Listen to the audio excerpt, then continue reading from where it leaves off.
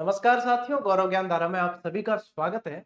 आज की इस क्लास में अपन लोक देवता पार्ट 2 पढ़ रहे हैं। अब यहाँ पे जो है ये थंबनेल शायद पुराना आ गया है, अपने कर देते हैं यहाँ पे पार्ट 2। ठीक है, लोक देवता पार्ट 2 पढ़ रहे हैं अपन। कौन सा पढ़ रहे हैं? पार्ट 2, यानी कि जो बचे हुए लोक देवता है वो आज अपन पढ़ लेते हैं। इससे पहले वाली क्लास में अपन ने लोक देवताओं से संबंधित चीजें ही पढ़ी है और बहुत अच्छी तरीके से जाना है। आज आप लोगों के लिए हमने मैं एक्चुअली 12 बजे ही मेरी क्लास आने वाली थी लेकिन नहीं आई, क्योंकि 2 से 3 घंटे हमें लगे हैं भाई कैमरा की, क्योंकि नया सेटअप लगाया है तो कैमरे की सेटिंग, माइक की सेटिंग सभी करनी है। कल भी कुछ बच्चे कह रहे थे सर आवाज में ये हो रहा है वो हो रहा है। तो अब सब कुछ क्लियर है और इससे ज्यादा जो है सेट नहीं हो सकता। अब क्लियरिटी भी एकदम, क्योंकि हमारे सामने भी स्क्रीन लगी है और हमने भी बहुत सारे अलग अलग जगह पे वीडियो लेकर देखें कि हाँ अब सही है, सही दिख रहा है और सब कुछ एकदम ओके है। अब मतलब सही क्या, बिल्कुल एचडी और व्यवस्थित तरीके से सब कुछ मिल रहा है। तो अब अपने क्लासों में कोई व्यवधान नहीं आए, मैं यही चाहता हूँ और आप लोग भी यही चाहते हैं। अपन शुरू करते हैं साथियों आज की इस क्लास को। देखो आज जी को पढ़ानी अपा वो है, सब पहला आपा पढ़ा तेजा जी। बोलो तेजा जी महाराज की जय। क्योंकि लोक देवता है, लोगों के लिए जिन्होंने कार्य किए हैं वो लोक देवता है और लोक देवता में जय से ही शुरुआत करनी चाहिए। ये हो गया। देखो अब इसमें एग्जामिनर क्या क्या पूछता है। एग्जामिनर पूछेगा तेजा जी का जन्म कहाँ हुआ। एग्जामिनर पूछेगा तेजा जी की मृत्यु कहाँ हुई। एग्जामिनर पूछेगा माता कौन थी, पिता कौन थे, पत्नी कौन थी। ये सारी चीजें पूछी जाती है। फिर पूछ लेते हैं वाहन, यानी इनका घोड़ा या घोड़ी कौन थे। या फिर पूछेंगे मंदिर कहाँ है या मेला कहाँ भरता है, ये या फिर उपनाम। ये मैंने आप लोगों को पहले ही बताया है, ठीक है। और यही प्रश्न बनते हैं। तो देखो वैसे जाट समाज की बहुत ज्यादा श्रद्धा होती है तेजा जी में, लेकिन मैं ये कहूं कि लोक देवताओं को, महापुरुषों को जाति या समाज में नहीं बांटना चाहिए। तो मैं मतलब सही कह रहा हूं, क्योंकि महापुरुष सभी के लिए महापुरुष है, लोक देवता सभी के लिए लोक देवता है। तो आराध्य देव बिल्कुल है समाज के, जाट समाज के हैं, लेकिन देवता सभी के हैं। ठीक है, तो इस चीज को हमेशा अपनी भावनाओं के अंदर लेकर चलना चाहिए। देखो तेजा जी का जन्म कहाँ हुआ? खडनाल नागौर के अंदर। कहाँ हुआ है? खडनाल नागौर के अंदर। मृत्यु होती है इनकी सुरसुरा अजमेर में। सुरसुरा अभी भी अजमेर में ही है, लेकिन सेंदरिया नामक एक स्थान है जहां पे इन्हें सांप ने डसा था। सर्पदंश जहां हुआ था वो सेंदरिया है। उसके पीछे एक स्टोरी है, मैं बताऊंगा, ठीक है। वो कहाँ है? वो है ब्यावर के अंदर। सेंदरिया ब्यावर के अंदर है, ठीक है। चलो, तो याद ध्यान रखना सुरसुरा अजमेर। पिता पिता इनके जो थे ताहड़जी जाट थे। कौन थे पिता? ताहड़जी जाट। माता राम कुंवरी। कई जगह जो है आप लोगों को राज कुंवरी भी लिखा मिलेगा, तो कंफ्यूज मत होना, ये भी बिल्कुल सही है, ठीक है। राम कुंवरी या राज कुंवरी लिखा मिलेगा। पत्नी का नाम इनके पेमल दे था, है ना। और घोड़ी इनकी लीलण थी। पनेर मतलब इनका ससुराल था पनेर के अंदर। पनेर ये जाते भी है बाद में। तो पेमल दे जो है पनेर की थी।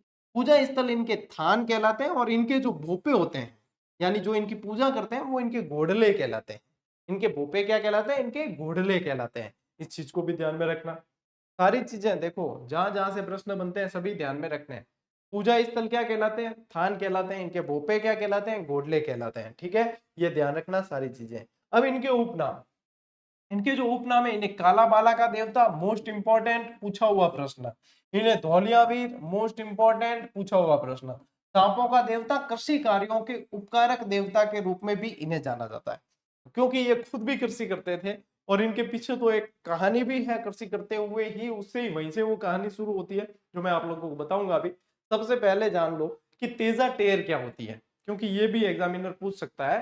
तो तेजा टेर अपने ध्यान रखना कि किसानों द्वारा कृषि के समय गाए जाने वाले जो तेजा जी की जीवनी रूपी गीत होते हैं, वो तेजा टेर होती है।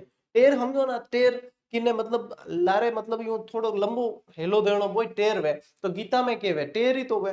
तो इन तेजा टेर क्या होते हैं? ये भी एक तरह के क्या होते हैं? गीत होते हैं। क्या होते हैं? गीत। किसानों द्वारा जो है कृषि कार्य करते समय, यानी खेती करते समय जो इनकी जीवनी से संबंधित गीत गाए जाते हैं, वो तेजा टेर कहलाते हैं। अब प्रमुख पूजा स्थल कहाँ है? पर्वतसर। और ये पर्वतसर कहाँ आया हुआ है? ये है आप लोगों के डीडवाना कुचामन में। डीडवाना कुचामन, डीडवाना कुचामन में आया हुआ है पर्वतसर। और मेला जो बढ़ता है साथियों इनका, वो भाद्रपद शुक्ला दशमी को बढ़ता है। तेजा जी का मेला भाद्रपद शुक्ला दशमी को बढ़ता है। एक इनके जो है प्रसिद्ध स्थल में ध्यान रखना कि एक तो सेंदरिया, सेंदरिया जो है ये ब्यावर के अंदर है, ठीक है। एक भावता अजमेर, भावता अजमेर के अंदर है, ये भी इनके प्रसिद्ध स्थल है। एक आपको सुरसुरा मैंने बता ही दिया, खडनाल बता दिया और पर्वतसर बता दिया, ये सारे प्रमुख स्थल हैं।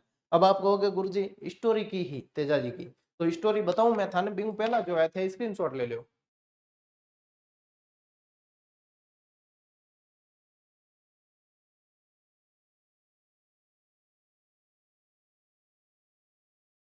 देखो स्टोरी यूं है कि तेजाजी का ब्याह है नहीं, यानी शादी है नहीं, वो बचपन में हो गई।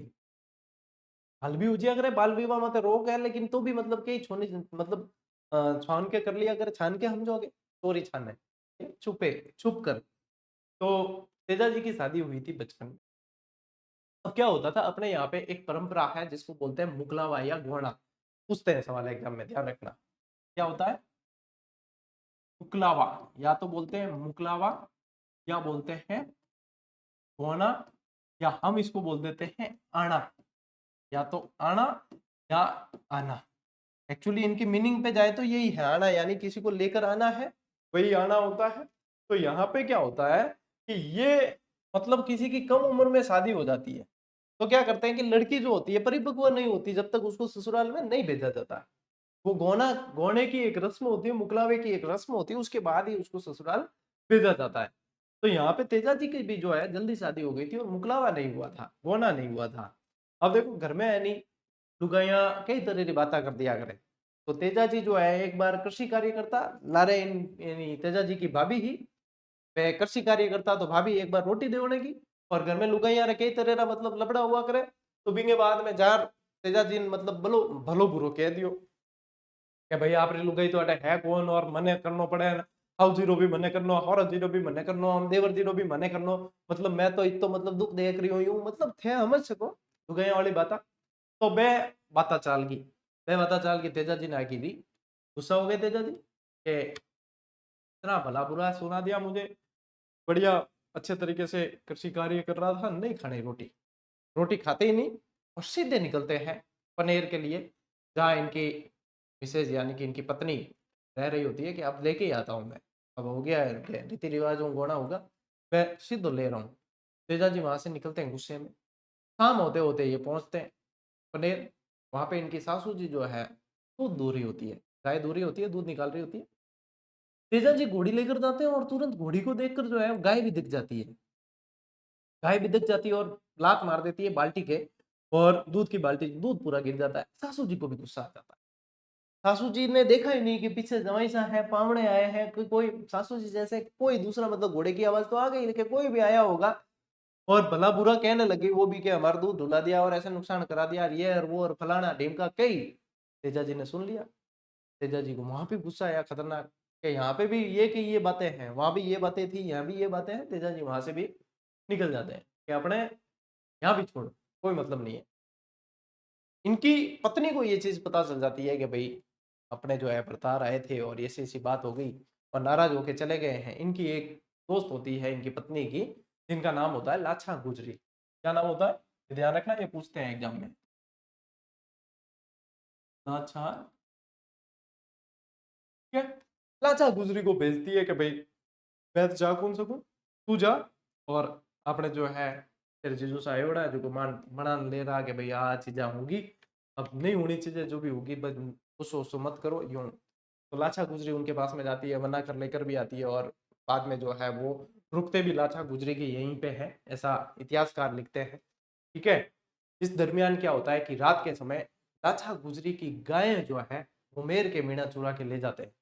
और उस समय गोधन, गोधन क्या है, तो सबसे बड़ा धन गोधन ही है। वो गाय चुरा के ले गए, और फिर पीछे से पाछा गुजरी कहे कि अब छुड़ाने कौन जाए, पता है कि तेजा जी जैसे सूरवीर यहाँ पे आए हुए हैं, तो उनसे ही निवेदन किया कि आप जो है मेरी गाय छुड़ा कर लेकर आइए। फिर तेजा जी जाते हैं छुड़ाने के लिए, और मेर के मीणाओं से युद्ध करके उनकी गाय छुड़ा कर लेकर आते हैं। जब आते हैं तब ये पता चलता है कि गाय को छुड़ा कर ले गए, लेकिन एक बछड़ा पीछे रह गया अभी। लोग कई तो कहते हैं कि जाने दो, आपने इतना बढ़िया काम किया, बाकी की गायें ले आए, एक बछड़ा तो है, कोई बात नहीं। तेजा जी कह नहीं, गाय हमारी माता, और एक बछड़े को भी पीछे कैसे छोड़ दें हम। तेजा जी जाते हैं फिर से लेने के लिए। जब वो वापस बछड़े को छुड़ाने जा रहे होते हैं, तो रास्ते में देखते हैं कि एक सांप आग में जल रहा है। और उसे बचाने के लिए जो है वो अपने भाले से उसको आग से निकाल देते हैं। तो सांप क्रोधित हो जाता है। एक और क्रोध हो गया, देखो एक और क्रोधित हो गया इसी की स्टोरी में। सांप क्रोधित हो जाता है कि मैं नरक भोग रहा था इस योनि के अंदर, जो मुझे पेट रेंग कर चलना पड़ रहा है और मैं अपने मुक्ति की ओर था, और आपने मुझे फिर से नरक में धकेल दिया। मैं बढ़िया मुक्ति पा रहा था, अब तो मैं इसकी सजा दूंगा और मैं तुझे डसूंगा, ये कहता है सांप। तेजा जी कहते हैं भाई सांप महाराज डसनो है डस लीजिए, लेकिन मैं एक बहुत अर्जेंट काम हो जा रही हूँ, एक बछड़े की जान खतरे में है और मैं बचान वचन देना आया हूँ लारे लाछा गुजरी ने और बाकी गांव वालों ने कि मैं भी बछड़े छुड़ा ले रहा हूँ पाछो, मैं बछड़े छुड़ा ले रहा हूँ बिंगे बाद में तू मन डस लिए, तेरी इच्छा पूरी कर लिए, मैं मना थोड़ी करूँ। सांप भी मान जाता है, वचन लेता है पहले, उसके बाद मान जाता है कि चलो कोई बात नहीं। जाते हैं वापस, उनसे युद्ध करते हैं, भयानक युद्ध होता है, एक मंडावर करके स्थान है उस जगह पर, और फिर उसमें जो है तेजा जी बुरी तरीके से घायल हो जाते हैं। मतलब शरीर का एक भी हिस्सा ऐसा नहीं बचता है जहां पे तेजा जी के मतलब लहू नहीं आ रहा हो। फिर आते हैं तेजा जी वापस, बीच में सांप महाराज तैयार, आओ भैया। सांप कहता है अरे ये तो अन्याय है, मैंने कहा था डसूंगा लेकिन एक भी साबुत जगह नहीं बची है शरीर के अंदर, मैं कहां डसूं, ये तो गलत है, गलत बात है। तेजा जी कहते भाई नाराज मत हो, दसने के वास्ते मैं अभी भी मेरे शरीर को एक अंग बचा राख्यो है और आपरी जीभ बारे काटे कि ले भाई वो साबुत है, इमाते दस इच्छा पूरी कर दे। सांप द्रवित हो जाता है, प्रसन्न भी होता है कि इतना वचन का पक्का आदमी, देखिए कितना जबरदस्त वचन का पक्का है कि लहू लुहान हो गया, अपनी मृत्यु सामने देख रहा है फिर भी कह रहा है कि डस ले। ये चाहता तो बचकर जा सकता था लेकिन फिर भी इसलिए जो है सांप सांप भी वचन में बंधा हुआ था कि मैं डसूंगा। तो सांप डसता है लेकिन एक मतलब उन्हें आशीर्वाद देता है कि भविष्य में यदि सर्पदंश से पीड़ित व्यक्ति तुम्हारे यहाँ पे लाया जाएगा, आपके थान पे लाया जाएगा, आपके यहाँ लाया जाएगा तो उसका इलाज होगा। ये कहानियों में लिखा हुआ है, इतिहास के अंदर ये चीज लिखी हुई है, और ऐसे करके ये स्टोरी यहाँ पे तेजाजी से रिलेटेड पूरी होती है। जहाँ पे सांप डसता है वो स्थान सेंदरिया नामक स्थान है, ब्यावर के अंदर पड़ता है, और जहाँ पे तेजाजी की मृत्यु होती है वो सुरसुरा नामक स्थान है जो अजमेर के अंदर पड़ता है। तो ये चीजें बेटा ध्यान में रख लेना, ठीक है। स्क्रीनशॉट तो आप ले चुके हो, आगे बढ़ते हैं। देखो अब पढ़ते हैं अपन देवनारायण जी। देवनारायण जी जो है वो गुर्जर समाज के आराध्य देव है, ठीक है, गुर्जर समाज के आराध्य देव है। इनका जो मंदिर है वो आसिंद नामक स्थान में भीलवाड़ा में पड़ता है। कहाँ है? आसिंद नामक स्थान में भीलवाड़ा के अंदर प्रमुख इनका मंदिर है, जहां पे इनका जन्म भी हुआ था। जन्म कहाँ हुआ था? भीलवाड़ा के अंदर। ये इनके पिता का नाम सवाई भोज और माता का नाम सेडू खटानी है। पत्नी इनकी पीपल दे और घोड़े का नाम इनका लीलागर था। इनका परिवार बगड़ावत गुर्जर परिवार था। कौन थे? बगड़ावत गुर्जर परिवार, बगड़ावत गुर्जर परिवार के थे ये, ठीक है। गुर्जरों के आराध्य देव है, बहुत ज्यादा श्रद्धा है, लेकिन मैं फिर कहूंगा कि लोक देवता है, लोक संत है, इनके अंदर सर्व समाज यानी कि पूरे मानव समाज की आस्था और श्रद्धा होती है। तो अपन जो है कई जगह ये कहते हैं कि भाई इनकी उनके अंदर ज्यादा आस्था है, सभी पूजते हैं और सभी मानते हैं। तो जहां पे लोक देवता और लोक संतों की बात आ जाए तो वो सर्व समाज के होते हैं, इस चीज को अपने को ध्यान में रखना है। मंदिर इनका आसींद भीलवाड़ा और देवधाम जोधपुरिया के अंदर पड़ता है, जोधपुरिया टोंक, ठीक है, और आसींद भीलवाड़ा।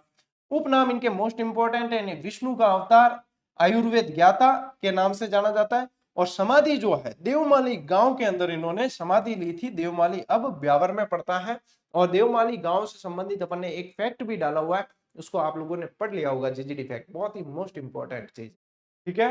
देवनारायण जी की फड़ मोस्ट इंपोर्टेंट लगाना।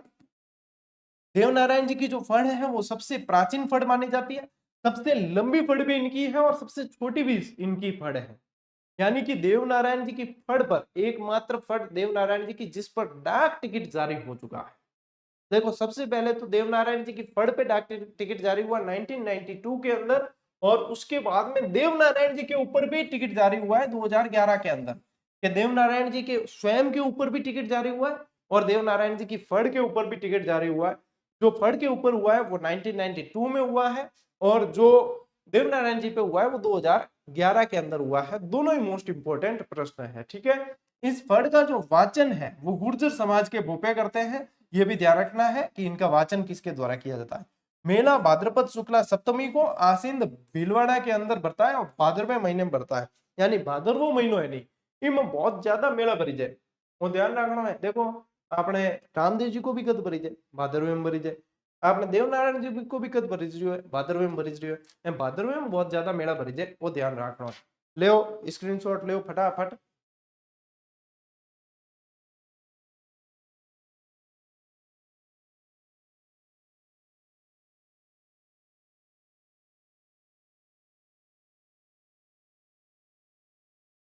बढ़े आगे।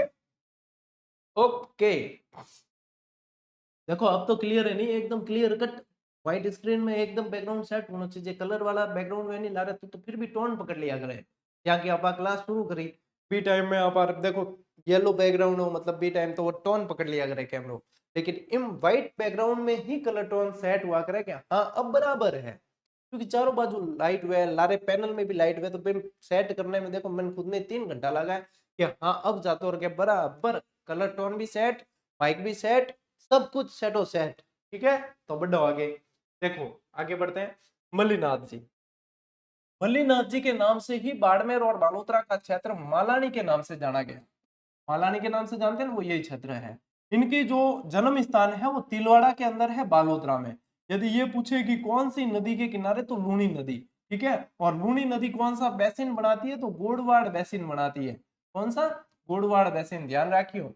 पिता इनके रावल सलखा जी, माता जिनादे मोस्ट इंपॉर्टेंट एफएसटी यानी फिरोज शाह तुगलक के सेनापति से इन्होंने युद्ध किया था, ये भी बहुत इंपॉर्टेंट है। फिरोज शाह तुगलक के सेनापति से इन्होंने युद्ध किया था। गुरु इनके उगमजी भाटी थे जो इनकी पत्नी के कहने पर इनको गुरु बनाया था इन्होंने। और इन्होंने राजस्थान के सारे संतों को एकत्र करने का काम किया था। जैसे कि अभी आपने देखा कि जीजीडी के इनॉग्रेशन में भी सारे टीचर एकत्र हुए हैं। आप चाहो तो किसी इतिहास की पुस्तक में लिखना चाहो तो लिख सकते हो कि सारे टीचर जो है पाती पेरवन के तहत एक छत्र होकर कहाँ पर इकट्ठे हुए थे, कहाँ पे मिले थे एक दूसरे से तो क्या जीजीडी के इनॉग्रेशन में। तो ऐसे ही जो है मल्लीनाथ जी ने भी इन्होंने राजस्थान के सारे संतों को एकत्र करके वृंद हरि कीर्तन आयोजित करवाया था। कई बच्चों के मैसेज आ रहे हैं अभी गुरुजी फलाने वो मैडम नहीं आए फलाने वो सर नहीं आए ये वो। तो देखो मेरे परिचित जितने थे उन सबको मैंने इनवाइट किया। कुछ 5-7 लोग ऐसे भी हैं जिनकी आप इच्छा कर रहे थे, जैसे एक बहुत अच्छे मित्र मेरे राजवीर सिंह जी चलकोई हो गए अपने, जैसे छलूछल चारण साहब है, संपत सिंह जी देवल साहब है, और भी जैसे अपने संस्कृत समृद्धि वाले जो किरण चौधरी मैडम है, और भी सुभाष जी चारण सर है, आशु चौहान सर है, ये बहुत सारे जो है परिचित भी है। लेकिन इनके व्यक्तिगत कार्य भी थे उसी दिन। अपने सीधी मारवाड़ी कौशल्या जी चौधरी भी आने वाले थे, अपने दिल्ली के ब्रांड एम्बेसडर अमरीश भारती जी भी आने वाले थे, अपने चंदन मिश्रा जी भी आने वाले थे स्मार्ट इन्फॉर्मेशन के डायरेक्टर। तो बहुत सारे जो है कई देखो अब मुझे भी कोई कहीं बुलाता तो मुझे भी मेरा शेड्यूल देखना पड़ता है कि मेरे शेड्यूल में क्या क्या है।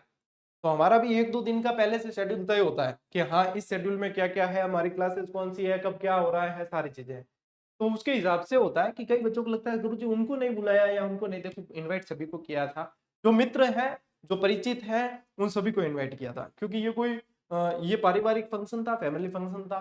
तो इनवाइट सबको किया था। कई व्यक्तिगत कार्य भी होते हैं तो उस वजह से वो प्रेजेंट नहीं हो पाते। इसका मतलब आप ये ना समझे कि हमने इन्वाइट नहीं किया या ये चीज है।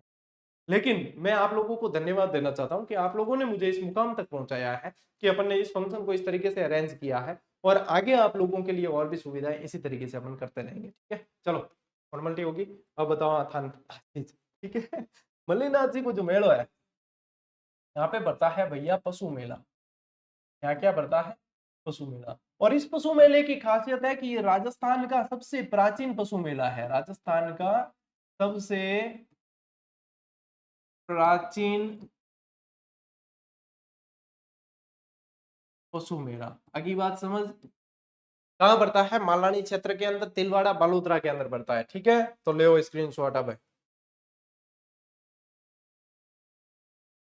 आगे बढ़ो। देखो अन्य प्रमुख लोक देवता जिनसे संबंधित और प्रश्न बनते हैं पढ़ लेते हैं सारे। ठीक है देखो ग्वालों के पालनहार और कष्ट निवारक लोक देवता के रूप में जाना जाता है देव बाबा को। किसको जाना जाता है देव बाबा को। 4 हाथ वाले देवता कम ध्वज और शेष नाग के अवतार कहलाते हैं कल्ला जी। अब कल्ला जी की जो प्रधान पीठें होती है, कल्ला जी की जो पीठें होती है वो रनेला कहलाती है। क्या कहलाती है रनेला। और सर्वाधिक रनेला यानी कि एक तरीके से मान सकते हो कि इनके जो मंदिर होते हैं वो रनेला कहलाते हैं। सर्वाधिक रनेला जो है वो बांसवाड़ा के अंदर है। सर्वाधिक रनेला कहाँ है? वो बांसवाड़ा के अंदर है। ठीक है, तो ये ध्यान रखना। अब चार हाथ के देवता क्यों कहलाते हैं? क्योंकि अपने चित्तौड़ का साका पढ़ा था, तो उसमें अपन ने पढ़ा था जयमल राठौड़, और जयमल और मीराबाई जो है इनके बुआ और ताऊ जी थे। तो जयमल राठौड़ को अपने कंधे पर बिठा लिया था, उसके बाद में युद्ध किया था, तो फिर उसी से जो है चार हाथों वाले देवता इनके नाम पड़ गया था। ठीक है, तो ये अपने को ध्यान में रखना है। ले स्क्रीनशॉट, आगे बढ़ो। देखो, वर्षा के लोक देवता जिनकी मूर्ति लकड़ी के कलात्मक तोरण के रूप में होती है, और इसी लैंग्वेज से प्रश्न बनता है, ध्यान रखना, बाबा मामा देव कहा जाता है, जो वर्षा के लोक देवता भी है। ठीक है, प्रकृति प्रेमी लोक देवता तल्लीनाथ जी का वास्तविक नाम क्या था? तो इनका नाम था गांगदेव राठौड़। किसका? तल्लीनाथ जी का। यहाँ पे बात हो रही है तल्लीनाथ जी, जिनका मंदिर जालोर के अंदर है। ठीक है, साथू गांव जालोर के अंदर। राजस्थान के वे लोक देवता जिनकी पूजा हिमाचल में बालकनाथ के रूप में की जाती है, रूपनाथ जरडोजी कहते हैं जिन्हें। क्या कहते हैं? रूपनाथ जरडोजी। ये बूडो जी के पुत्र थे। किसके? बूडो जी, बूडो जी के पुत्र। ठीक है, ध्यान रखना। धौलपुर के प्रसिद्ध धौलपुर के प्रसिद्ध लोक देवता जहां चर्म रोग का इलाज होना बताया जाता है, वो बाबू महाराज।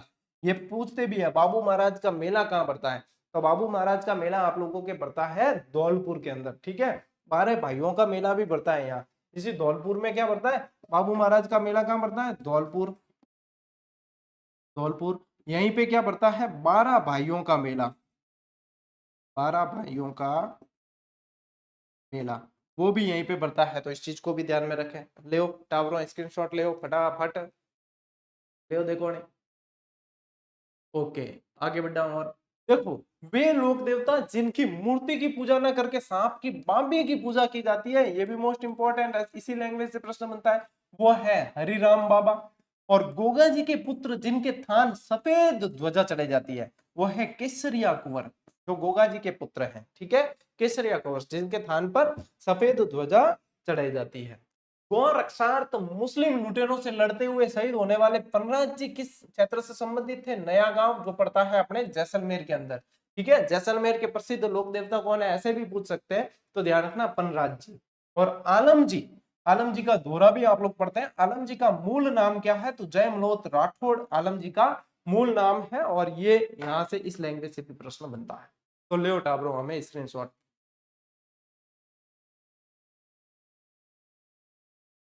नेक्स्ट देखो, अब मैंने आप लोगों को कल की क्लास में कहा था कि सारे लोक देवता जितने हैं उनके वाहन एक साथ अपने को पढ़ लेने हैं। इसका फैक्ट भी दिया था हमने, और इसके माध्यम से यहाँ पे इस क्लास के माध्यम से फिर वापस पढ़ लेते हैं। देखो, सारे एक साथ। गोगा जी को वाहन कौन है? गोगा बप्पा या नीली घोड़ी के वे।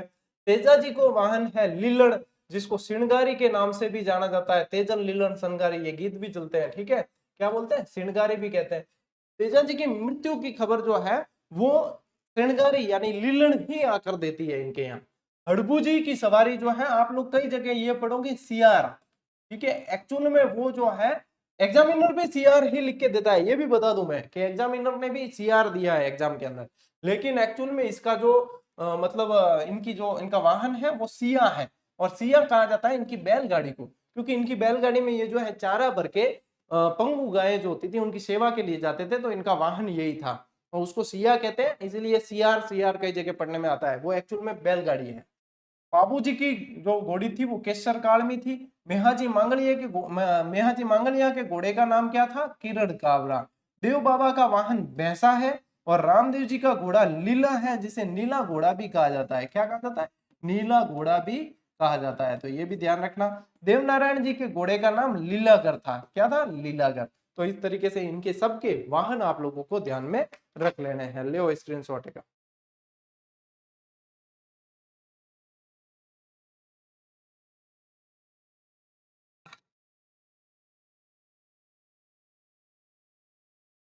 आगे बढ़ा।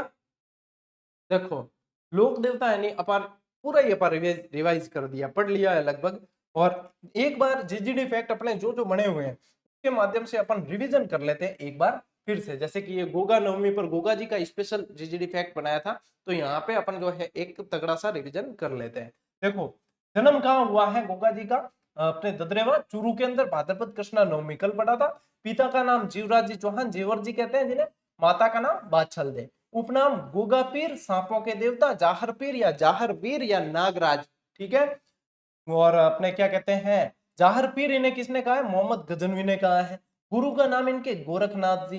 गोगा जी का घोड़ा कौन था? नीला घोड़ा या गोगा बप्पा। ठीक है, नीला घोड़ा रामदेव जी के घोड़े को भी कहा जाता है। ठीक है ना। पूजा स्थल इनका थान जो होता है वो खेजड़ी वृक्ष के नीचे होता है, और प्रतीक चिन्ह सांप और भाला लिए अश्वारोही होता है, जो यहाँ पे आपको बता रखा है।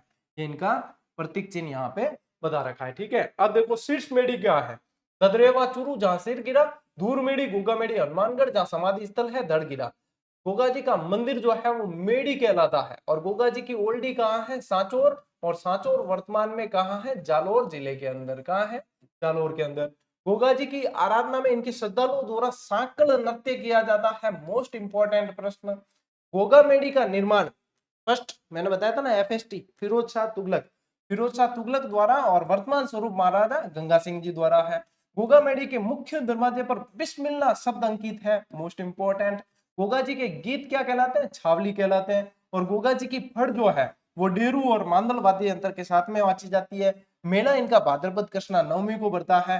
गोगा रसावला ग्रंथ की रचना किसने की? कवि मेह ने की। गोगा जी की पत्नी का नाम क्या था? केलमदे था। गोगा जी के पुत्र का नाम क्या था? केशरिया कंवर था। और गोगा जी का अपने मौसेरे भाई अर्जुन और सज्जन के साथ में संपत्ति को लेकर विवाद भी हुआ था और युद्ध भी हुआ था।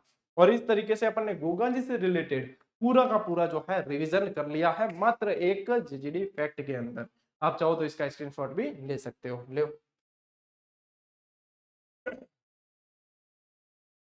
ये 72 नंबर का स्क्रीन अपने जीजीडी फैक्ट था। ठीक है। चलो नेक्स्ट पढ़ते हैं।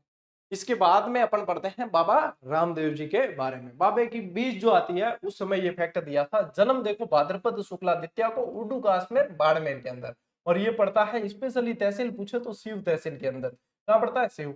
पिता अजमल जी, माता मैणा दे, पत्नी नेतल दे जो दलजी सोडा की पुत्री थी, और गुरु बालीनाथ जी। ठीक है। उपनाम इनके रामसा पीर, रुणिचारा धनी, कृष्ण अवतार, सांप्रदायिक सद्भाव के देवता के रूप में इन्हें जाना गया है। ब्यावले रामदेव जी के जो शादी के ऊपर जो गीत होते हैं, आस्था गीत, ब्यावले कहलाते हैं। अभी जैसे हमारे घर का मुहूर्त था तो हमारे घर पे भी ब्यावला रखा गया था, और ब्यावला जो रखते हैं उसमें घर की महिलाएं ही दूल्हा और दुल्हन का वेश धारण करती है और पूरी जो है उस कथा का किरदार निभाती है। रामदेव जी के आस्था में गाए जाने वाले गीत होते हैं। समाधि इनकी भाद्रपद शुक्ला एकादशी को राम सरोवर की पाल रामदेवरा पर हुई थी। और बाबा रामदेव जी का मंदिर क्या कहलाता है? देवरा कहलाता है। इसीलिए क्या कहते हैं? राम देवरा नाम पता है, राम देवरा। तो जितने भी इनके मंदिर होते हैं वो देवरे कहलाते हैं। बाबा रामदेव जी का मेला भाद्रपद शुक्ला द्वितीया से भाद्रपद शुक्ला एकादशी तक। तेरह ताली नृत्य जो है बाबा रामदेव जी के मेले में कामड़ जाति की महिलाओं द्वारा किया जाता है। और बाबा रामदेव जी ने कौन सा पंथ चलाया था? कामड़िया पंथ। कल ही पढ़ा है। कौन सा पंथ चलाया था? कामड़िया पंथ चलाया था। ठीक है। तो ये भी ध्यान रखना है। 24 वाणियां इनका ग्रंथ था। क्या नाम था? 24 वाणियां इनका ग्रंथ था। तो ये सारी चीजें बेटा ध्यान में रखनी पड़ेगी। ले लो बेटा स्क्रीनशॉट। नेक्स्ट देखो, देवनारायण जी। देवनारायण जी पे भी अपना फैक्ट बना हुआ है। जन्म 1243 ईस्वी माघ शुक्ला सप्तमी। हिंदी ग्रंथ अकादमी के अंदर यही चीज दे रखी है। हिंदी ग्रंथ अकादमी की जो पुस्तकें आती है उसी से ये जो है अपना फैक्ट बनाया हुआ है, तो उनके अंदर यही चीज दे रखी है। ठीक है। हिंदी ग्रंथ अकादमी।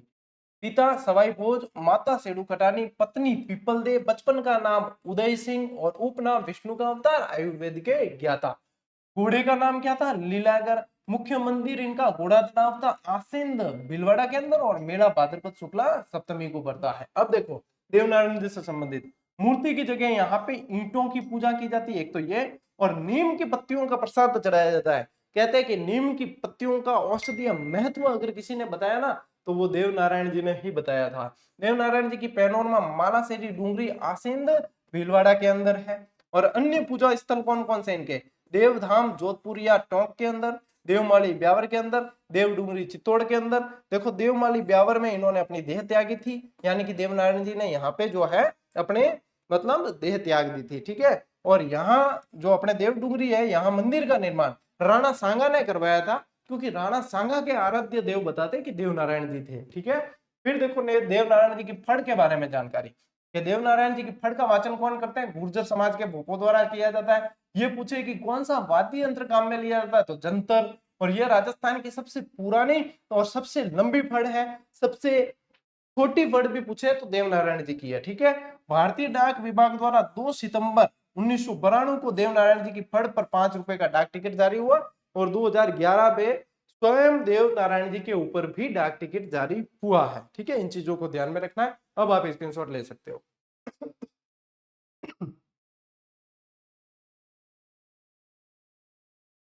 बढ़ा आगे। ओके, इंगे साथ ही टाबरों आपने आज की क्लास जी को है बा पूरी होगी। और आ जानकारी ध्यान दी ओड़ी है टेस्ट सीरीज संबंधित के भाई है जो को ज्वाइन कर हाथों हाथ प्रैक्टिस कर सको। ठीक है, स्कूल लेक्चरर सेकंड ग्रेड और ग्रेड थर्ड की ये दे रखी है। इसके अलावा चतुर्थ श्रेणी कर्मचारी की टेस्ट सीरीज की जानकारी दे रखी है। इसके अलावा स्कूल व्याख्याता की जो अपने पुस्तकें आई है वो भी बता दी। आप लोगों को 3 वॉल्यूम आए हैं। ये वॉल्यूम 1, ठीक है, ये आप लोगों के अपने वॉल्यूम 1, वॉल्यूम 2 और वॉल्यूम 3, जो तीनों ही पेपर फर्स्ट जो होता है ना आपके, यानी कि प्रथम प्रश्न पत्र, उस तीनों के लिए ये वॉल्यूम आप लोगों के जानदार और शानदार रहने वाले हैं। तो बढ़िया तरीके से प्रैक्टिस करो, बढ़िया तरीके से पढ़ो, बढ़िया तरीके से आगे बढ़ो, अपने सपनों को साकार करो और अपने माँ बाप के सपनों को साकार करके अपने जीवन को संवार लो। इसके लिए हम भी प्रयासरत हैं, लेकिन असली मेहनत तो आपकी काम आनी है। ठीक है टाबरों, और टेलीग्राम चैनल आप सभी जानते हो, उससे जुड़ जाना है और बढ़िया तरीके से पढ़कर आगे बढ़ना है। ठीक है, तो अपन मिलते हैं अगली क्लास में, अगले वीडियो में। तब तक के लिए राम राम, जय हिंद।